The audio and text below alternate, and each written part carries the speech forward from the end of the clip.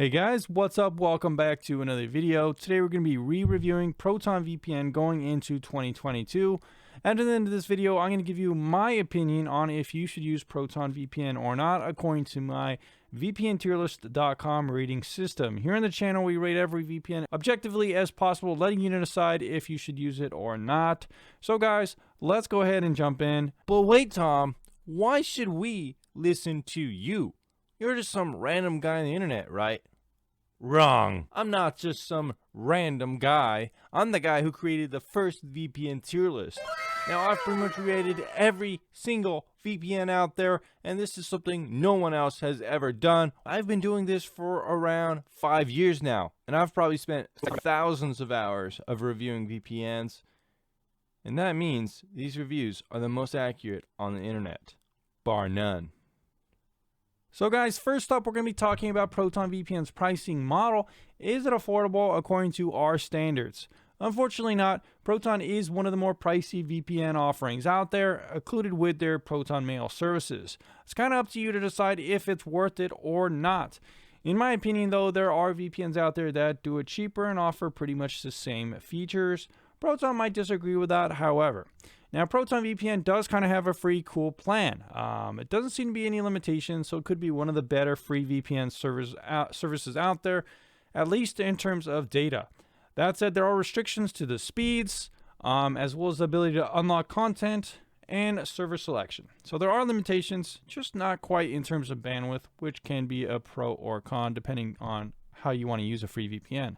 That said, they also have a basic plan, which does have restrictions as well. And then they have their main plan, which is kind of like their main use VPN plan, which is around $100 a year or $96 a year, as well as monthly around $10 per month.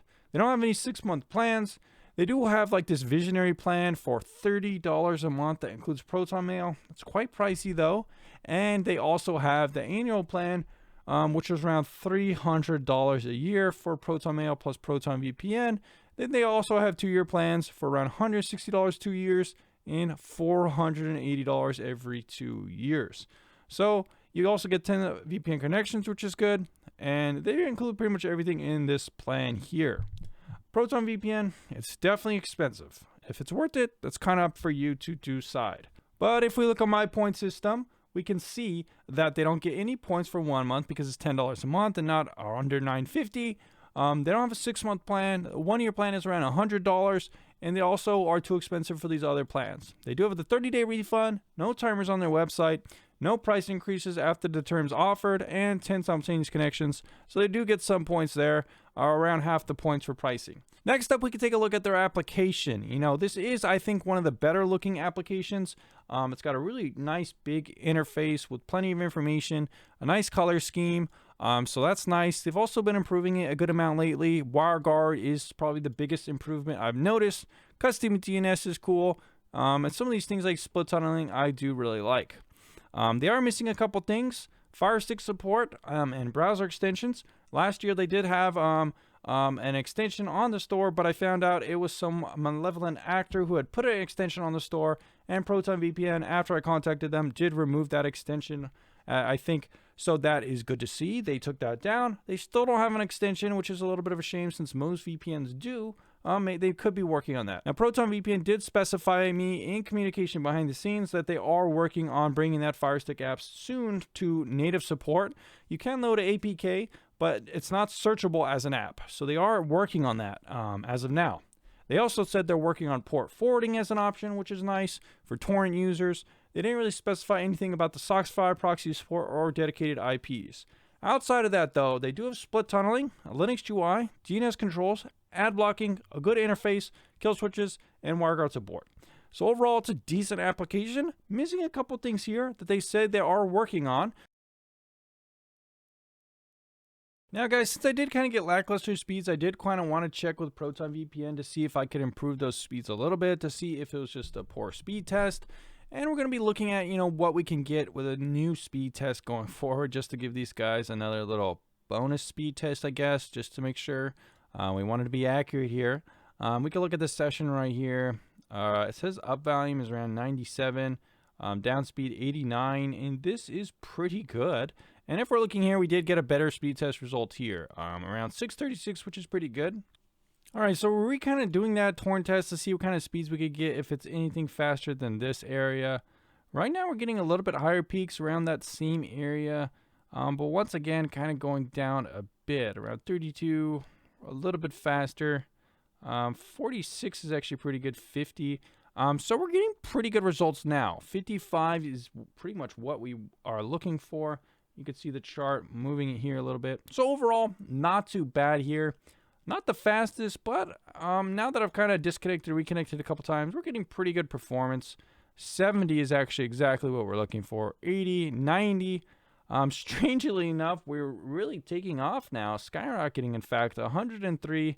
So not really sure what's going on here with Proton, but the speeds seem to vary. We're either getting pretty slow or exceedingly fast, so kind of interesting. So guys, how does Proton do in the next category, that being privacy and stuff like that? Actually pretty damn well. They have no ad trackers on their website, like Google Analytics or anything like that.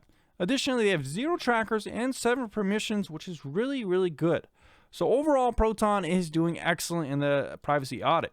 They also have 2-factor authentication on their website. They don't collect any logs. They have tons of complimentary privacy offerings, especially in the form of Proton Mail, one of the most popular email services out there. They also have no history of mismanaged data leaks and no company acquisitions, since it's owned by the same people it always has been. So overall, definitely one of the best VPNs in terms of the privacy audit. Really good job here, team. Seems like they really kind of focused their entire efforts on this privacy section, which can make sense. It's a VPN. And a lot of VPNs miss the mark here, even though they do care about privacy too. So it's good to see that they really nailed it here. Good job, ProtonVPN. Next up, if we talk about customer support, I did give them a 0 here. They don't have that ability to respond to under 1 hour. I did talk to the team, and they said for kind of normal accounts, on the various accounts, they have different level of customer service. So the highest paid accounts get the best customer service, which should respond within 3 hours, which is pretty good. Not bad at all, actually. And then for regular accounts, around 8 hours, which isn't bad. So overall, not bad customer support per se, but there have been other VPNs out there, namely stuff like TorGuard, Hi.me, WeVPN, and even Molven have responded to my tickets within 1 hour, with cheaper price points as well. So I don't think necessarily that you can't get better customer support or faster from other VPNs. ProtonVPN could improve that a little bit, getting more customer support representatives, getting more speed there for every single offering would be ideal for every customer, I think. But overall, not too bad. They also did want to mention they have really good live chat. So if you're interested in live chat and that kind of thing, that's something you could go for as well with ProtonVPN. The thing here on the channel, I don't really count live chat as much as I used to, since a lot of VPNs have had trouble with it. I've also noticed that a lot of VPNs that do offer live chat, it can be really inconsistent and take like 30 minutes to solve a problem. My experience, most people prefer sending in a quick ticket, coming back maybe an hour later or something like that, having a response and not having to sit, I mean, in terms of hyperbole, all day at the computer, but you get what I'm saying. So that's why I don't count it as much anymore. But in Proton's favor, they do have live chat. So there you go. If that sounds good to you more so than being able to fulfill that 1 hour ticket response time. So guys, let's go ahead and do the streaming test. Can ProtonVPN work to unblock a US content title of Netflix? We're going to be using Braveheart RSI test because it's only available in the United States, as you can see right here. So let's go ahead and see if it can work. We are connected right here, and let's type in Braveheart. If it shows up, that means we are unblocking the US version of Netflix. And there you can see it, Braveheart right there. So ProtonVPN, I've also tested with other ones, and it does seem to be working for most streaming services. So overall, not a bad streaming option. Good job, ProtonVPN. So guys, now that we're here at the end of the review, is Proton something I recommend? Well, it kind of depends on what you're looking for.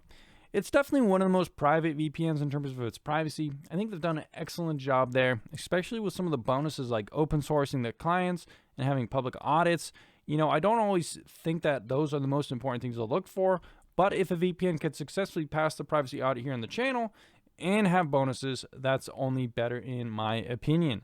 Speeds were also pretty good. It did take some finagling here and there, not sure why, but I was managed to really get an excellent throughput from this VPN, pretty much maxing out my speeds, competing with some of the best VPNs out there. Customer support was a little slower than I would like, but that said, 3 hours is not bad for a ticket response time, right? So they did a good job there, and they also have live chat too, if that's something you want to use. Streaming actually impressed me, showing Braveheart, working to unblock the US version of Netflix, and it did perform well with some of the other options too that I tested behind the scenes. Application is quite good, a very nice layout, most of the modern features you want, and missing a couple things they are working on. Like I said, Fire Stick support should be coming soon, as well as port forwarding, making it a better VPN for torrent users. That said, I'm still waiting on browser extensions, SOCKS by proxy support, and dedicated IPs if that ever comes. Fingers crossed. They do have cool things like a Linux GUI and stuff like that though, which is nice, and not many VPNs offer those kind of features. Going into the pricing, like I said, Proton is an expensive VPN provider. That said, they do have that free VPN option, but it is limited, so it's kind of up to you. Overall though, guys, ProtonVPN gets a 40.52, making it a solid A-tier VPN, worth your time, I think.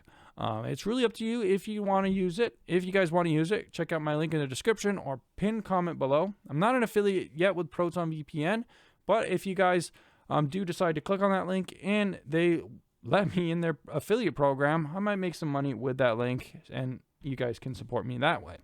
Anyways, guys, thanks for this honest, unbiased review, and I'll see you in the next one very soon.